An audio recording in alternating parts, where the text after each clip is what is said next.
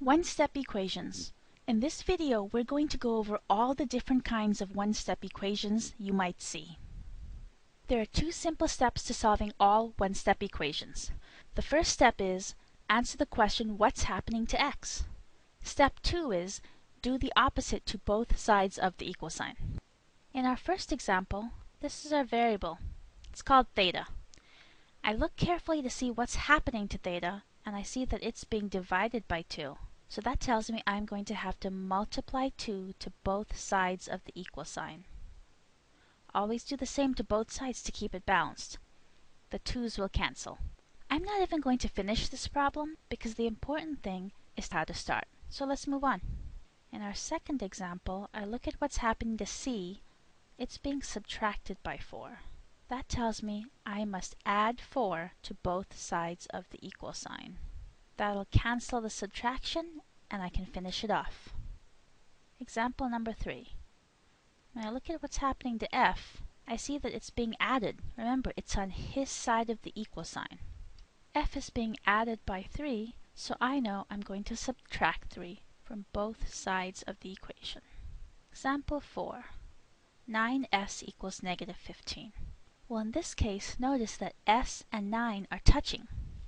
Anytime a letter and a number are touching, it's always going to mean times. Touching is timesing. Since s is being multiplied by 9, I know I must divide by 9 on both sides of the equal sign. These 4 problems are usually easy for students. Now we're going to go on to the 3 problems that students are most likely to make a mistake in.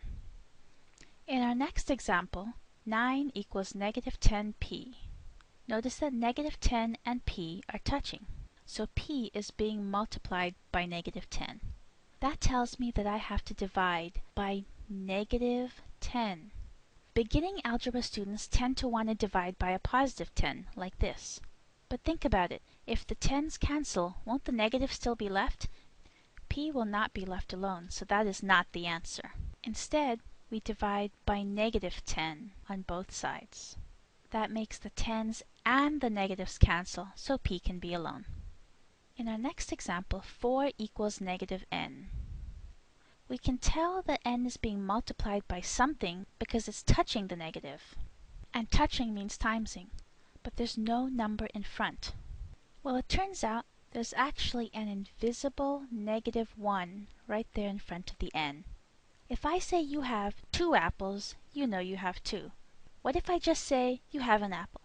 When I don't mention a number, you automatically know there's just one of them. It's the same for variables. N is being multiplied by negative 1, so we are going to divide by negative 1. So the negatives can cancel out and n can be alone. In our last example, we're looking at what's happening to m.